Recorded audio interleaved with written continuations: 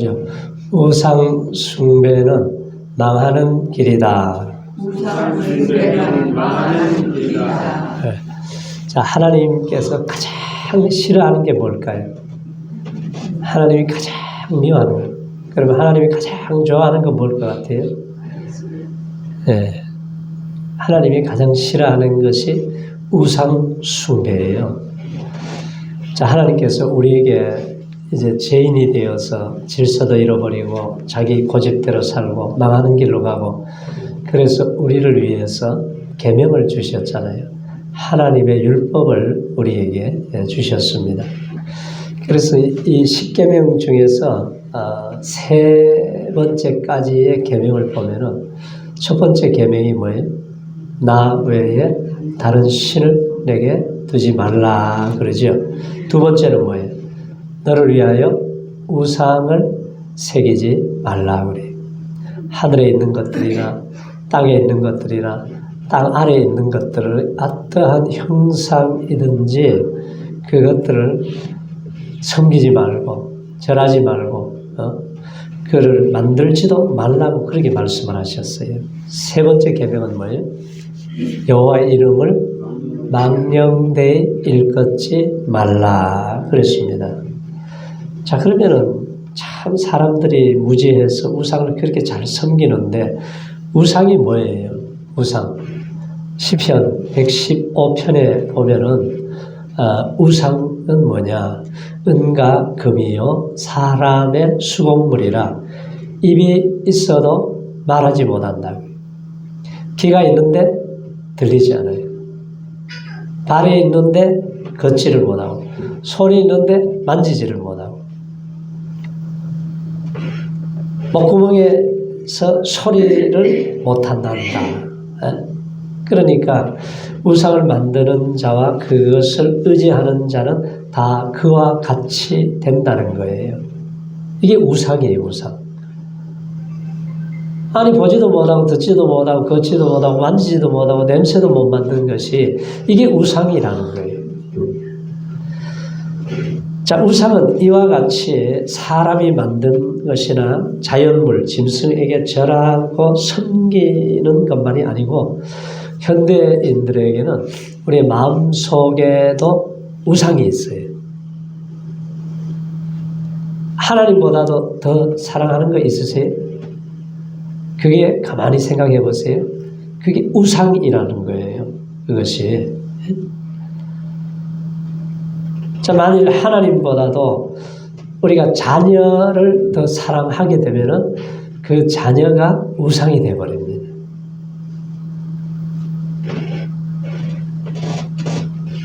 우리가 가장 귀한 애정을 빼앗거나 하나님 대신으로 생각하는 것이 있으면 그것이 우상 숭배다.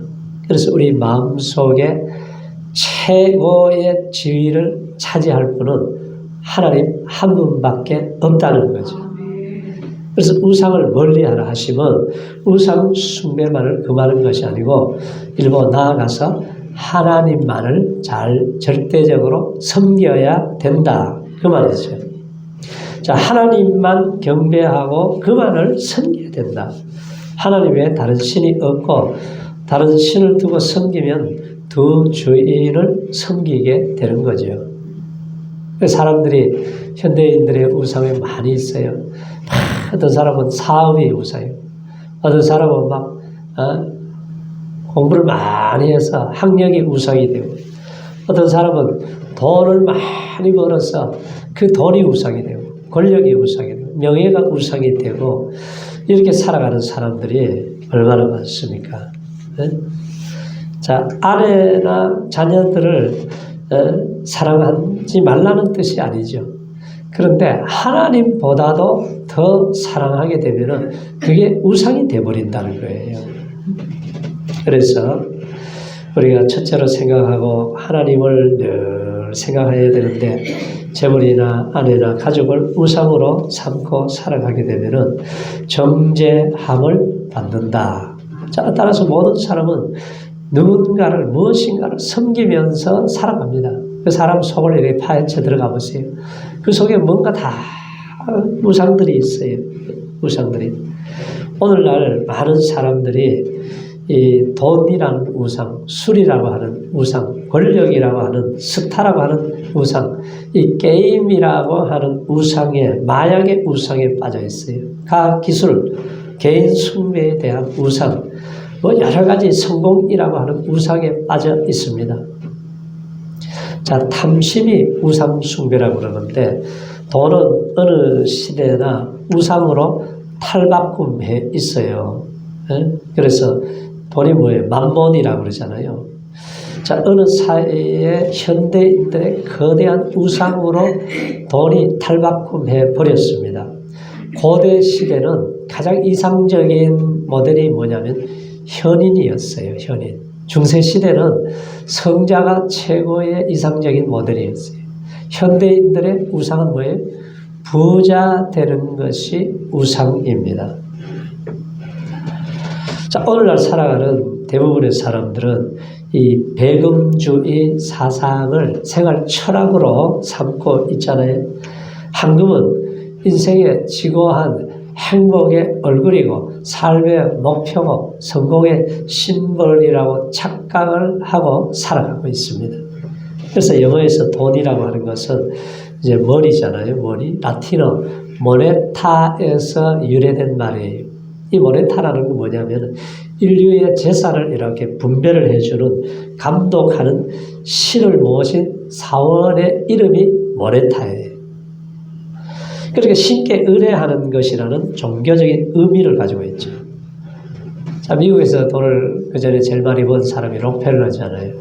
록펠러가 죽다가 살아나서 죽을 병에 살아난 다음에 그의 인생 가치관이 완전히 바뀌어버리죠. 재산을 관리 철학을 나의 돈의 창고를 맡은 나는 청직이다 그랬어요. 청직이. 이 돈을 하나님의 뜻대로 사용하는 권리밖에 없다고 그렇게 사용하면서 그가 인류 역사상 교회를 가장 많이 지었잖아요. 4,928개회를 세우고 참 많은 일을 했어요. 그래서 돈을 버는 것도 중요한데 돈을 잘 쓰는 것이 더 중요하다. 어떻게 쓰느냐? 그 돈 때문에 사람을 망가뜨리고 돈 때문에 고통을 가져오게 되고 돈 때문에 어려움을 가져와요. 재물은 날개를 내어 하늘에 나는 독수리처럼 날아간다 그랬습니다. 그래서 그러면 성경에서는 돈에 대한 얘기를 참 많이 하셨어요. 한 2,000개 단어가 나오는데 예수님이 이제 비유를 많이 하셨잖아요. 38개의 비유를 했는데 그 중에 돈에 대한 것이 16개의 돈에 대한 얘기를 했어요. 그러니까 우리가 이 돈을, 재물을 관리하는 것이 얼마나 중요한가 하는 것을 말씀하고 있습니다. 미국 가정에 한 80%는 자기 소득의 100% 이상을 써버린다고 그래요. 결국은 뭐냐면 이 사람들도 돈의 노예로 전략을 해버렸다 하는 얘기가 되는 거죠. 그래서 그리스도인들조차 이런 함정에 빠지게 되는 이유가 뭐냐? 성경적인 우리가 하나님이 시간도 건강도 내 모든 것을 맡겨주신 청직이라는 사실을 잊어버리면은 그때부터 자기가 주인이 되어버린다는 거예요.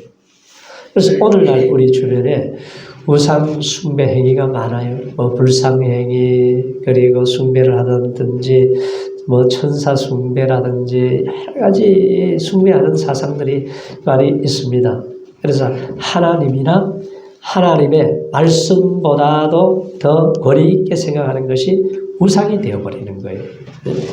어떤 사람은 돈이, 지식이, 어떤 사람은 기술이, 명예가, 사상이 절대하게 되면은 그게 우상이 되어버려요. 가장 큰 우상은 자기 자신이죠. 자기 자신의 철학이 최고로 생각을 하고 하나님의 말씀을 무시해버리게 되면은 그 사람은 우상이 되어버린 사람이에요. 그래서 우상의 재물과 제사는 어떻게 해야 되느냐? 우상 숭배 행위 가운데서 우상의 재물을 먹는 일도 포함이 되어 있는데 우상 숭배한 차린 음식은 하나님이 어떻게 먹지 말라 그랬습니다. 우상의 제물은 성령께서 먹지 않기를 원하신다는 거예요. 다니엘 같은 사람은 청소년 때 포로로 잡혀가서 17세에 잡혀갔잖아요. 그런데 그 왕궁에서 기름진 음식을 먹고 사는 것이 얼마나 좋아요. 그런데 그걸 다 포기합니다. 열흘 동안 채식을 먹고 시험을 해서 얼굴이 강태이 나오고 아주 밝은 빛으로 변화되어서 그렇게 살아가는 하나님의 뜻대로 살겠다고 하니까 하나님이 열갑절에 지혜를 주시잖아요. 그러니까 그 다니엘을 바벨론의 그 유명한 박사 술객들이 당할 수가 없는 거예요. 왕은 3번 죽어서 없어지지만 총리 자리는 계속 지키잖아요. 우상 제물을 먹지 않고 말씀대로 내가 살겠다고 할 때에 하나님이 책임을 져주시는 거예요. 그래서 우상 숭배자들이 이제 또 뭘 하느냐? 제사를 드리잖아요. 제사는 누구에게 하는 거예요? 귀신에게 하는 거예요. 우리가 막 전국에 좀 다 이동을 해서 이제 내일부터 집집마다 막 제사를 지내지 않습니까? 그래서 제물을 먹는 것과 또 이 귀신과 교제하는 행위, 제물에 참여하는 것은 옳지 못하다 그래요.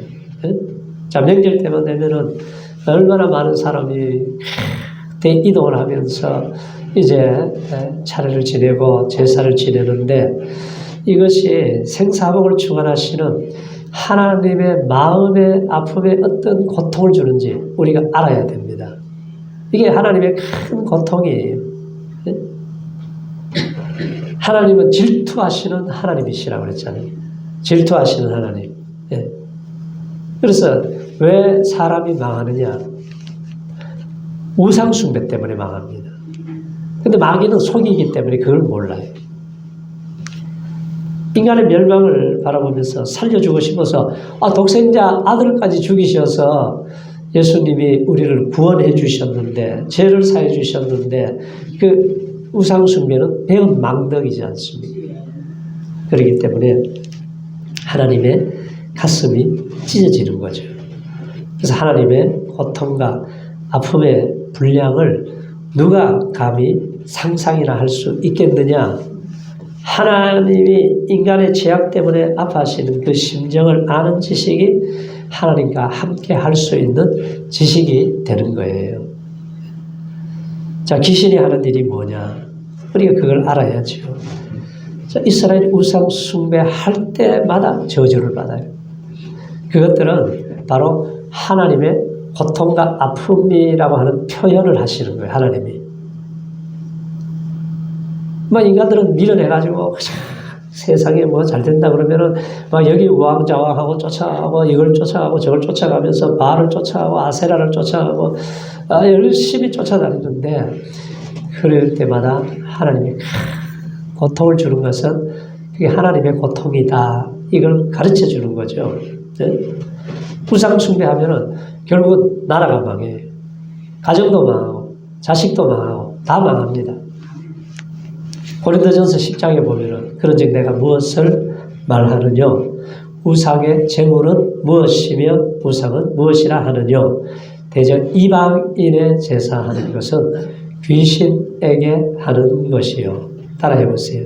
이방인의 제사하는 것은 귀신에게 하는 것이요. 예. 자, 하나님께 제사하는 것이 아니라고 했어요. 하나님 뭐라 그래요? 야, 너희들은 귀신하고 자꾸 교제하기를 원치 않는다고 그랬어요. 하나님이. 예? 자, 하나님을 믿지 않는 자들이 제사하는 것은 귀신에게 하는 것이다.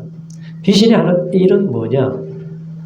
마태복음 12장에 보면 그때에 귀신 들려 눈 멀고 벙어리 된 자를 데리고 왔거늘 예수께서 고쳐주시며 벙어리가 말하게 되었더라. 그래요. 누가복음 13장에는 어떤 여자가 허리가 꼬부라졌어요. 펴지를 못해요. 병원에 가서 아무리 고치려고 해도 안 돼요. 18년 동안 이 꼬부라져가지고 고통을 나는데 예수님 앞에 갔더니 예수님 보시고 저 마귀가 장난을 치는구나. 마귀를 쫓아내버리니까 허리가 쫙 펴져 버리죠.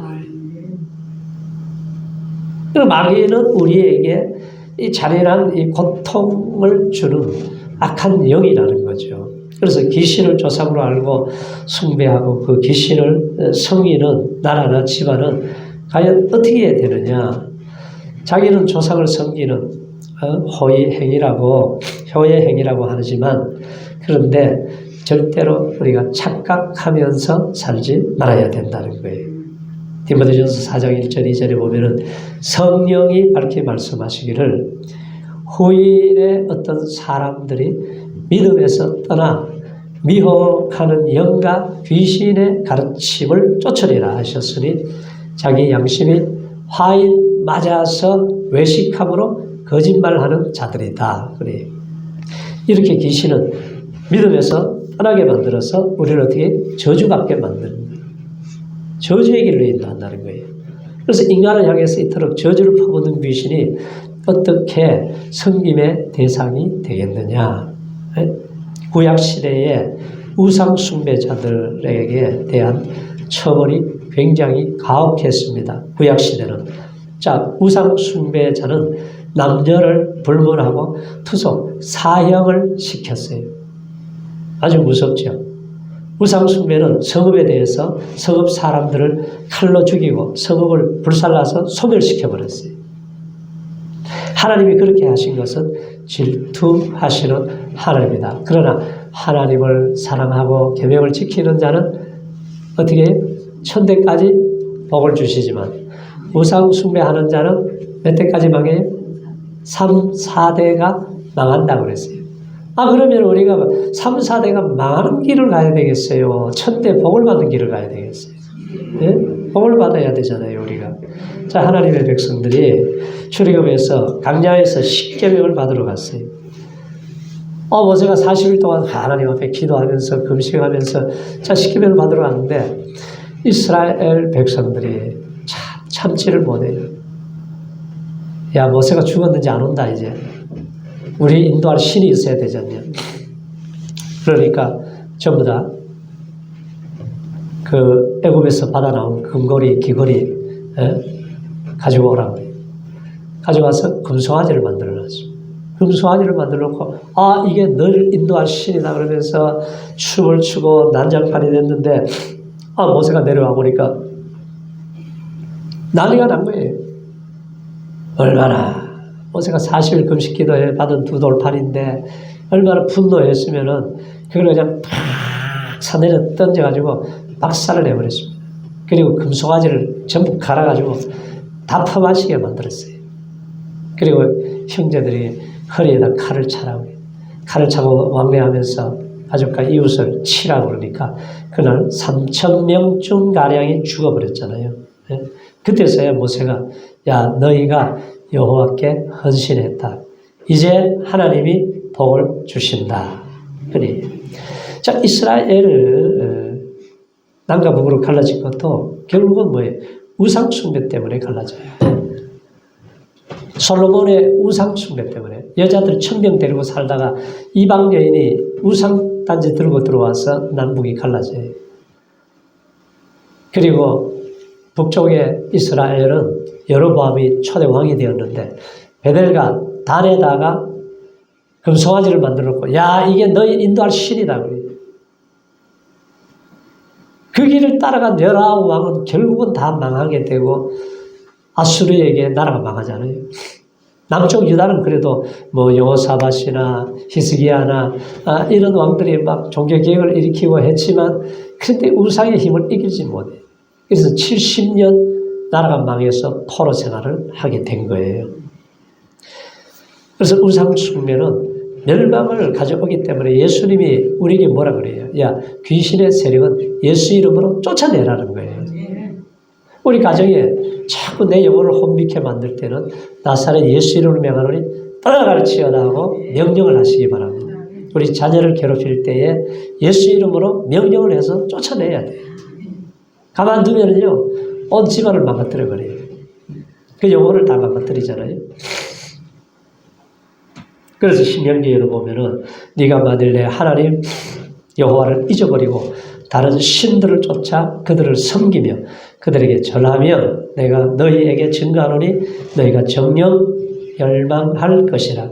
여호와께서 너희 앞에서 멸망시키신 민족들 같이 너희도 멸망하리니 이는 너희가 너희 하나님 여호와의 소리를 청종치 아니했습니다. 그래요. 그래서 우리가 설 명절이 되면은 한국 가정들이 이제 이동을 해서 제사를 지내는데 제사 문제로 참 어려움이 많아요. 가정마다. 이제 믿음이 아주 깊어진 사람들은 잘 이겨냅니다. 지혜롭게 잘 이겨내는데 이제 믿음이 이제 연약한 사람들 가면은 또 제사 안 드린다고 저것들이 조상도 몰라보고 효도 모르고 그냥 욕을 하고 덤벼드니까 이게 막 열받아가지고 말이죠. 싸움이 일어나고 아주 어려움을 많이 겪게 돼요. 네? 그래서 이 제사에 대한 개념을 우리가 바로 가져야 돼요. 조상에게 제사 지내는 것은 우리나라의 전통은 고대 중국 왕족에게 제사 지내던 그 풍습이에요. 그러니까 중국에 고대 중국에서 왕이 죽으면은 왕을 제사를 지낸 거예요. 이제 그것을 춘추 전국시대에 접어들면서 이제 유교의 영향으로 모든 인간은 조상으로 비롯되었다라는 조상 숭배 사상이 이제 보편화되어 버렸습니다. 그래서 주전 1200년경에 중국의 송나라 주자가 이 사람이 제사의식을 체계화시킨 것이 그게 뭐냐면 성리학이에요. 성리학. 그러니까 우리나라에 성리학이 전도된 고려 만렵에 이제 함께 들어온 주자가래라고 하는 책이 있어요. 이 책을 통해서 조상 숭배 사상이 이제 생겨나게 되는데 이제 조선에 세울 때 이성계가 이 성리학을 통치 기반으로 해서 이제 제사를 보편화시켜서 오늘까지 오게 된 것입니다. 진짜 불교는 고려나 삼국시대는 제사가 없었어요. 예. 그러니까 그리스도인들이 제사에 대한 문제를 봉착할 때마다 효도라고 하는 우리 민족의 미품 양식을 왜 지키지 않느냐고 그래요. 제가 한번 물어볼게요. 효도는 죽은 조상에게 해야 됩니까? 살아있는 사람에게 해야 됩니까? 네? 죽은 조상에게 효도가 됩니까, 그게? 그러니까 이게 참 귀신은요, 속인인데 명수예요.